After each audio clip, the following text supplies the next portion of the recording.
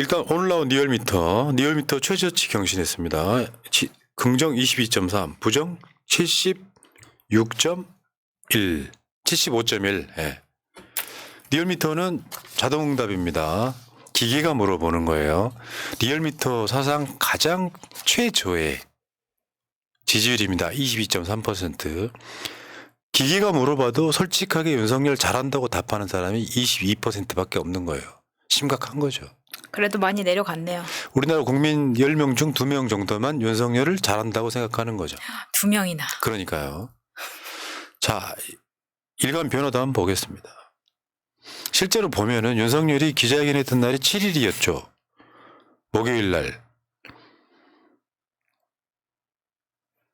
윤석열의 지지율 하락을 막겠다고 지금 기자회견 했으니 저거는 제가 봤을 때는 본인들이 착각할 수도 있을 것 같아요. 성공했다고 생각할 수도 있겠죠. 그렇지 않습니다. 자, 정당 지지도 볼게요. 민주당 43.7, 국민의힘 30.7. 다음에 정당 지지율도 보면은 들쭉날쭉하긴 하지만 민주당이 지금 압도적으로 오차범위 밖에서 앞서고 있다. 이런 얘기입니다. 자, 다음에 윤석열 대국민 담화 기자회견 공감 못한다. 69.8. 와. 지금 현재 윤석열 지지율 그러니까 그렇죠. 70. 그러니까 이게 진짜 고도의 작전이었다고 하면 대통령실은 윤석열 기자회견을 지지율이 더 이상 안 떨어지게 보수층 그중에서 극우를 잡아놓는 목적으로 기자회견 했다는 게 눈에 보이는 거예요. 나머지 중도와 진보 쪽 사람들은 윤석열에 대해서 저 기자회견에 대해서 분노하고 있다는 거. 윤석열 대국민 담화 기자회견 공감 여부도 물어봤습니다. 69.8%가 공감하지 않는다라고 답했습니다. 27.3%만이 공감을 한다고 답을 했습니다.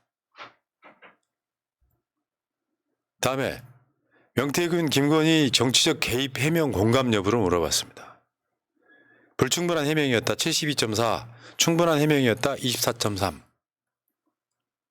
그러니까 윤석열이 그 기자회견을 박근혜처럼 뭐 한 1분도 안 되는 기자회견으로 끝낸 상황이 아니고 길게 이야기해서 윤석열한테 설득당한 사람이 아주 일부는 있는 것으로 보입니다. 치료가 필요한 분들이죠. 네. 자, 그러면은 여론조사 꽃으로 한번 가볼까요? 윤석열 지지율 위 칸이 전화 면접이고요. 아래 칸이 자동응답인데 잘하고 있다 18.8, 잘못하고 있다 80.5.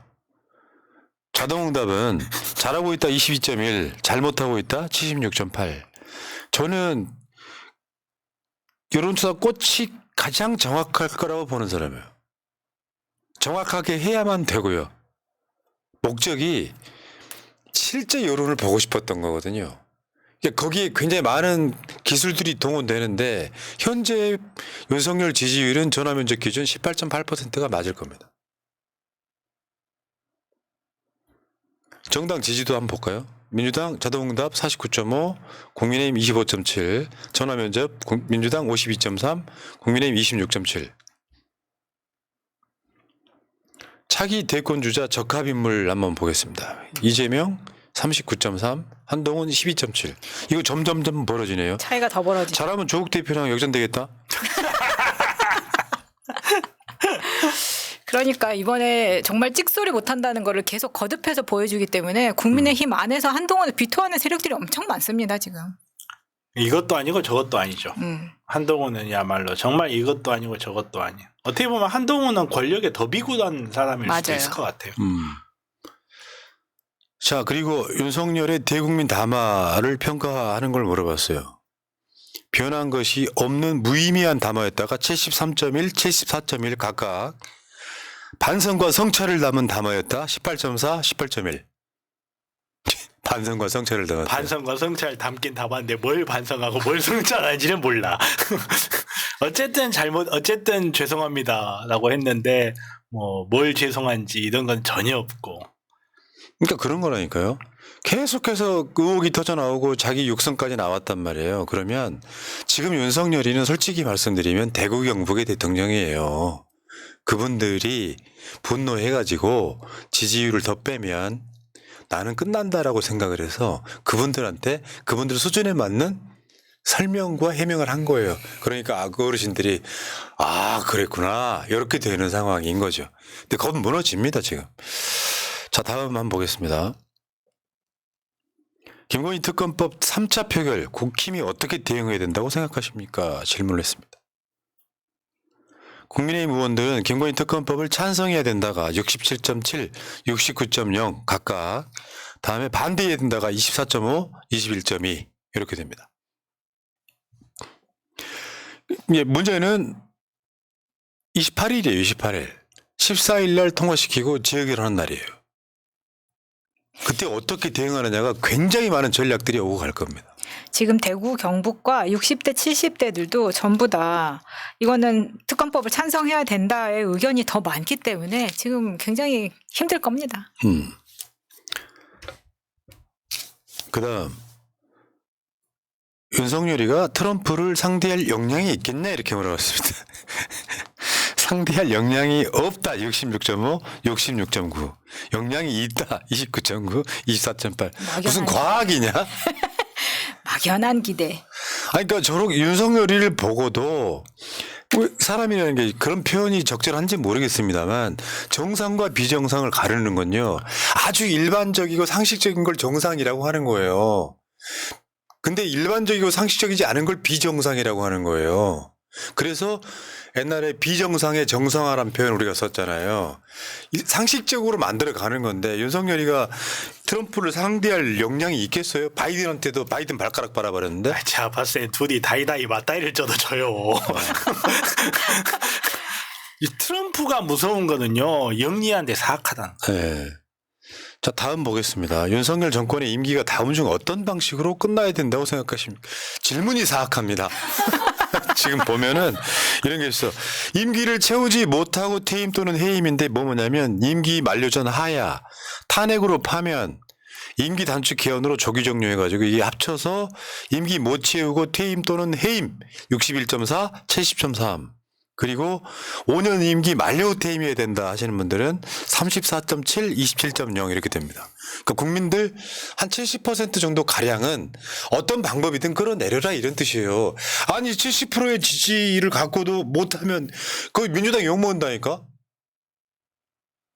저는 그래서 그 데드라인이 김건희 특검법이 다시 통과가 안 됐을 때 이렇게 된 이상 윤석열 탄핵이나 다른 걸로 가자고 나올 가능성이 높아졌다.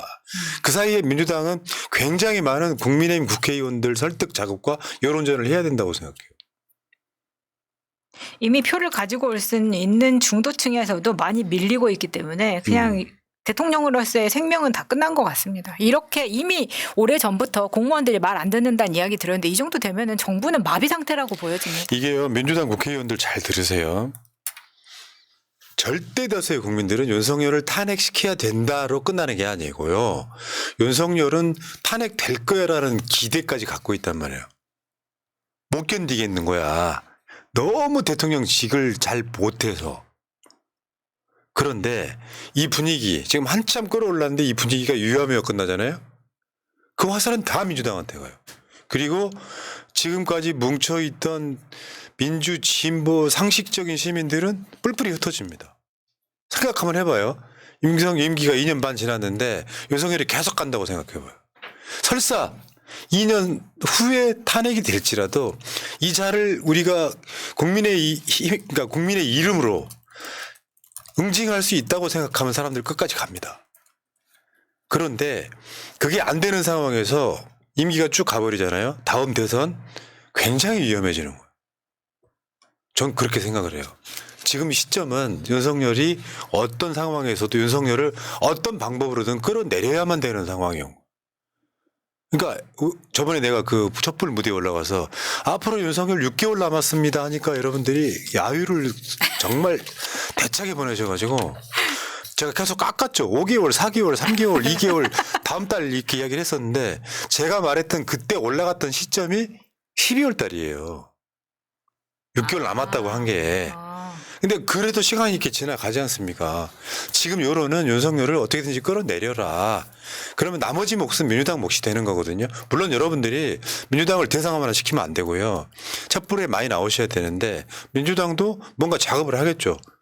뭐 저 임기 단축 개헌이든 뭐 탄핵이 돼 뭔가를 하겠죠. 그런 상황들이 있을 가능성이 높다는 거죠. 어쨌건 윤석열 정권은 지금 제어 장치 없는 김건희 리스크라는 표현을 경향신문이 썼더라고요. 훌륭한 표현이에요. 저거 여러분 다 아시잖아요. 이제 어떤 직원도 못하는 상황. 저런 이야기 윤석열한테 할 수 있겠어요? 못할 거 아닙니까? 김건희에 대한 얘기 못한다고 앞으로. 대통령실 내에서 윤석열한테 김건희 문제를 누가 직언을 할 수 있겠냐고요. 그게 아무리 작은 선거에 후보 캠프에서도 후보한테 직접 직언을 못 합니다. 근데 하물며 대통령이 된 사람에게 누가 하나 똑바로 된 말을 할 수가 있겠어요. 그러다 보니까 지금 대통령실에는 간신밖에 안 남았다는 겁니다. 그러면 그 제어가 안 되는 거예요. 브레이크 없이 가는 거예요. 야, 감찰관 만들면 된 거잖아. 우리 집사람이 그냥 순진한 사람이지만 100번 양보해가지고 해외 안 나간 게 된 거잖아. 이렇게 되는 거란 말이에요. 과거에 대한 잘못에 대한 응징이랄까 처벌은 없는 거예요. 우리는 그거에 대한 요구잖아요. 처벌하라고. 다음. 윤석열이 공정과 상식 관련 주요 발언을 저렇게 수없이 뱉었지만 다 헛만 소리였다. 이런 이야기고요. 그냥 써주는 대로 읽은 것도 많이 있는 것 같습니다. 조선일보도 이렇게 말합니다. 민방하고 졸렬한 작금의 정권 풍경. 지금 조중동이 오래전부터 그렇게 하고 있는데 사실 조중동 중에서도 동아일보는 찾아보면 그 대선 당선되고 난 이후 2달 후부터 동아일보는 계속 비판적인 이야기를 많이 실었더라고요. 근데 최근에 들어서는 정말 절정인 거죠. 자, 11월 8일 날 윤석열 기자회견 뒤에 조중동 사설 제목들입니다. 조선일보 이날 회견에 대한 여론 반응이 썩 좋지는 않을 것 같다. 구체적으로 무엇을 사과하는지 밝히지 않은 채 두루뭉술 넘어갔다. 동아일보 기자회견에서 윤 대통령은 그간 제기된 의혹들이 모두 부인했다. 윤 대통령은 김 여사 변호인에 가까웠다. 중앙일보 어쨌든 사과한다만 기억나는 윤 대통령 기자회견. 아 혹시 사과도 아내의 허가를 받는 건가? 예 여기까지. 자, 이제 밀신문이 이제 대구 마이니치라고 부르는 가장 약간 극우적 스탠스의 신문이에요. 95만 명 이재명 무죄 판결 탄원 참여. 마감 당일 100만 돌파할 듯. 야, 정확히 예상해 주시네요. 저게 이제 진영의 기세로만 봤을 때는 100만 돌파한 거랑 안 한 거랑 꽤 큰 차이가 있어요.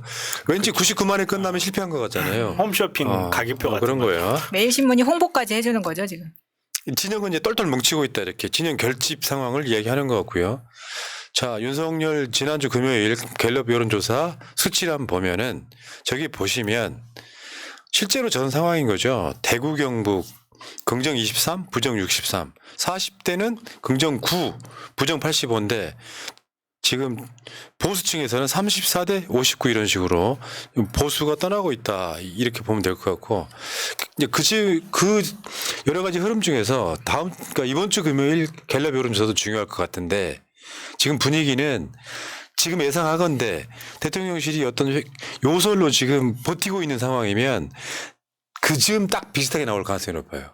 근데 결정적인 게 하나 터지면 무너지는 건데 그게 언제 터지느냐 이런 거고요. 하나만 더 관심 있게 말씀드리면 윤석열이 요즘 골프 연습하고 있다고 트럼프와의 만남을 앞두고 8년 만에 골프 연습한다 이렇게 이야기인데 저거 거짓말입니다. 왜요? 왜냐하면 저번 국정감사에서 골프장. 옷장 뭐 이런 거 있잖아요. 그게 아니라 그 실내 골프장. 대통령실 관저에 스크린 골프장을 만들었다고가 이미 제기된 상황이잖아. 지금 이미 골프를 치고 있는데 마치 그게 트럼프 때문인 것처럼 보세요. 알리바이. 사후 알리바이.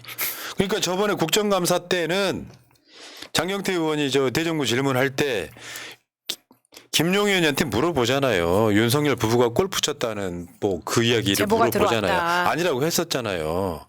그때도 언제 때였냐면 부천에 호텔 사고가 났을 때 화재 났을 때 쳤다 이런 얘기였는데 근데 이번 국정감사에 나왔었잖아요. 국정감사에 자세한 제보가 들어온 겁니다. 윤건영 의원한테. 스크린 골프에 다과실까지 관저는 휴양시설 스크린 골프장 얘기가 이미 그때 나왔는데 이게 트럼프 당선보다 더 전에 일어난 일이잖아요. 이게 지금 국정감사가. 근데 저는 8년 만에 골프 연습이 사실일 수도 있다는 생각을 했습니다. 왜냐하면 성렬이는 골프 연습을 8년 만에 할 수 있지만 골프를 치시는 분들은 다른 분일 수 있다는 거예요.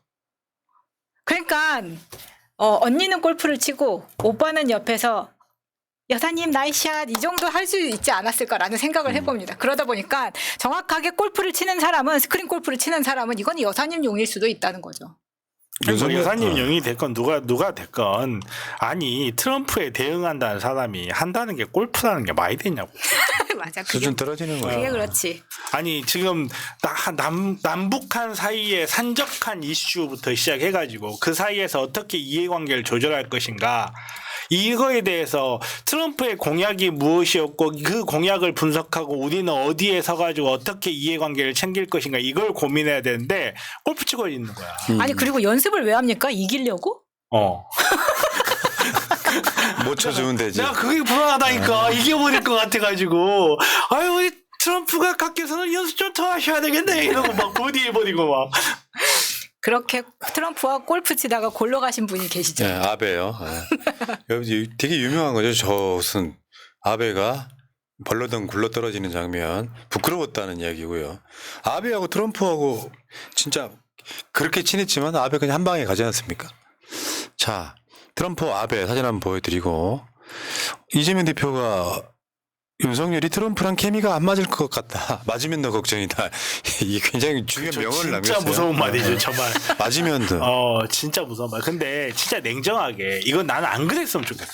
나이가 원하는 방향은 아닌데 어쩌면 윤석열하고 골프를 치는 것보다 김정은하고 골프 치는 거 먼저 볼 것 같아. 그게 걱정이에요. 근데 진짜 핵심은 골프가 아니고 이재명 대표가 얘기했잖아요. 미국 우선을 하는 트럼프가 당선됐다.